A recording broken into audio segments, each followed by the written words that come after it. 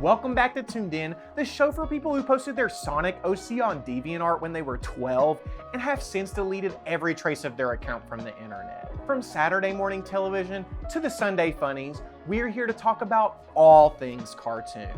I'm your host ZeeDubyah, and today I'll be talking about the last of my top 3 picks for the most underrated cartoons of the 90s. So sit back, relax, and grab your favorite snack.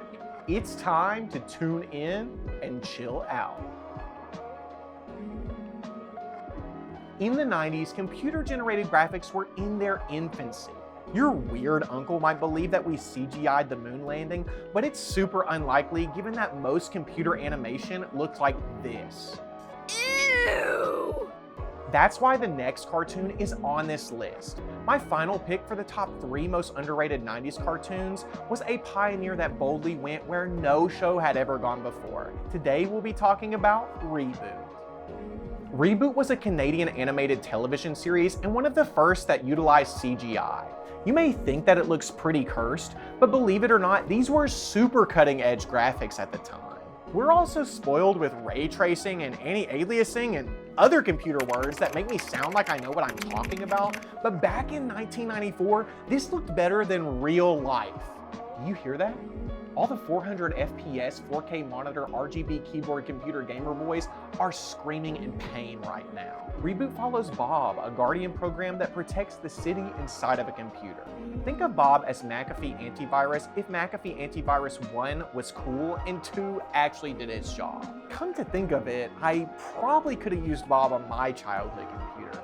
Between LimeWire and other questionable websites, I definitely needed some more help fighting viruses. No way. I'm getting hacked. A port scan? No, this is major. Divided into 6 distinct sectors, ReBoot's mainframe city was always at risk somewhere with viruses, sprites, and rogue programs all trying to take over the computer. Although it was written for children, the series featured complex storylines with characters discussing things like artificial intelligence, the nature of reality, and the implications of technology. In other words, it prepared millennials for the hellscape they'd be living in within the next 30 years. Before we get back into the content, go ahead and subscribe to my channel and ring the bell. If you consider yourself to be a part of the Animation Nation, you are not going to want to miss our future episodes. Okay, that's enough self-promotion. Let's get back into it.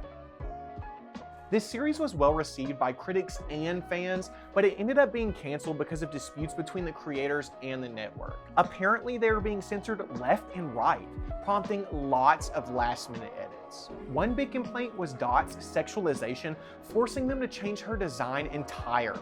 This is what you thought was too sexy? Meanwhile, this exists? Anyways, I think this series would be perfect for a reboot.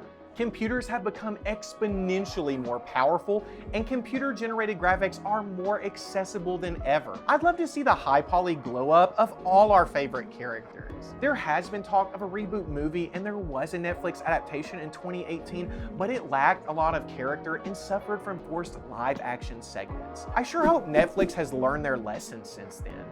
Instead of a one-to-one remake, I think you could totally transport the characters into a more modern setting.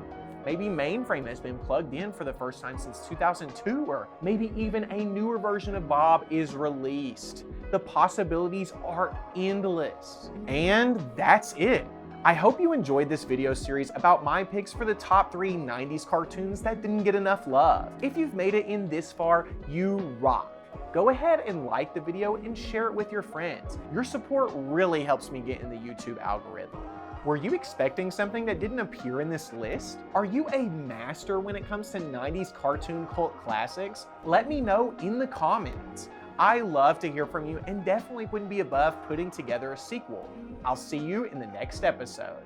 Until next time, thanks for tuning in.